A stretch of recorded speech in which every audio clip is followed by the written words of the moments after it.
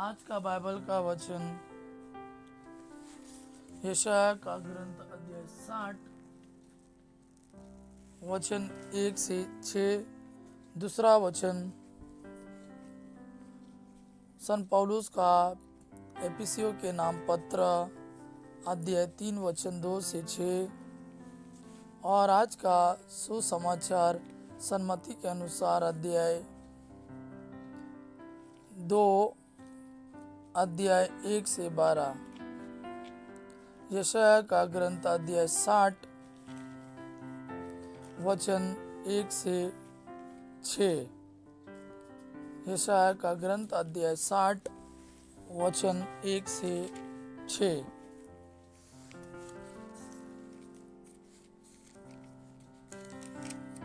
उठकर प्रकाशमान हो जा, क्योंकि तेरी ज्योति आ रही है और प्रभु ईश्वर की महिमा तुझ पर उदित हो रही है। पृथ्वी पर अंधेरा छाया हुआ है और राष्ट्रों पर घोर अंधकार, किंतु तुझ पर प्रभु उदित हो रहा है, तेरे ऊपर उसकी महिमा प्रकट हो रही है। राष्ट्र तेरी ज्योति की ओर आ रहे हैं और राजा तेरी उदयमान प्रकाश की ओर।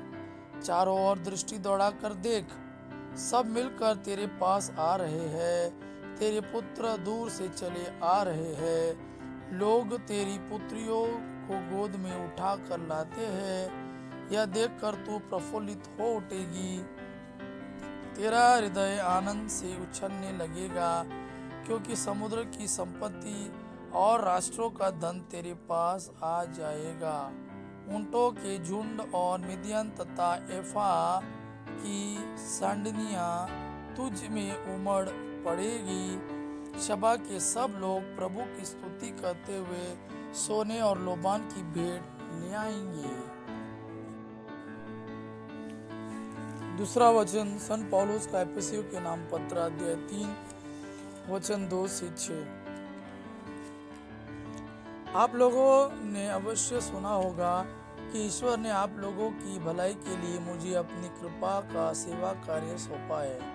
उसने मुझ पर रहस्य प्रकट किया है, जिसका मैं संक्षिप्त विवरण ऊपर दे चुका हूँ। उसे पढ़कर आप लोग जान सकते हैं कि मैं इस मसीह का रहस्य समझता हूँ। वह रहस्य पिछली पीढ़ियों में मनुष्यों को नहीं बताया गया था, और अब आत्मा के द्वारा उसे उसके पवित्र प्रेरितों और नबियों पर प्रकट किया गया है। वह रहस्य यह है कि सुसमाचार के द्वारा यहूदियों के साथ गैर यहूदी एक ही विरासत के अधिकारी है, एक ही शरीर के अंग है और ईसा मसीह विषयक प्रतिज्ञा के सहभागी है। आज का सुसमाचार सन्मति के अनुसार अध्याय 2 वचन 1 से 12। ईसा का जन्म यहूदिया के बेतलहम में राजा हेरोद के समय हुआ था। इसके बाद ज्योतिषी पूर्व से यरूशलेम आए और यह बोले, यहूदियों के नवजात राजा कहाँ है?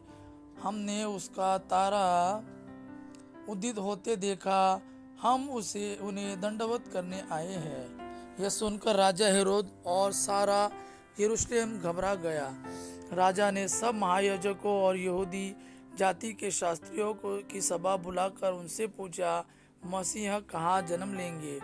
उन्होंने उत्तर दिया, यहूदियों के बेतलहम में, क्योंकि नबी ने इसके विषय में यह लिखा है, बेतलहम यूदा की भूमि, तू यूदा के प्रमुख नगरों में किसी से कम नहीं है, क्योंकि तुझ में एक नेता उत्पन्न होगा जो मेरी प्रजा इजराइल का चरवाहा बनेगा।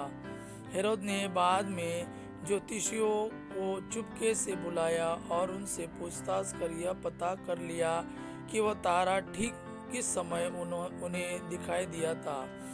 फिर उसने उन्हें बेतलहम भेजते हुए कहा, जाइए बालक का ठीक ठीक पता लगाइए और उसे पाने पर मुझे खबर दीजिए, जिससे मैं भी जाकर उसे दंडवत करूं। वे राजा की बात मानकर चल दिए।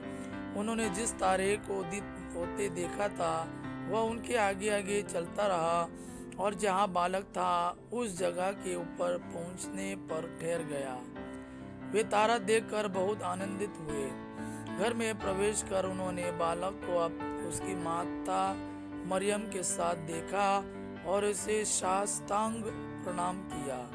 फिर अपना अपना संदूक खोलकर उन्होंने उसे सोना, लोबान और गंधरस की भेंट चढ़ाई।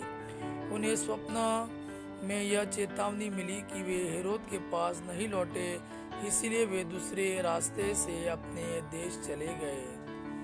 यह प्रभु का वाणी है। प्रभु को धन्यवाद। आबा पिता की महिमा, पुत्र यीशु का प्रेम आप पर सदा सर्वदा बना रहे। आमीन।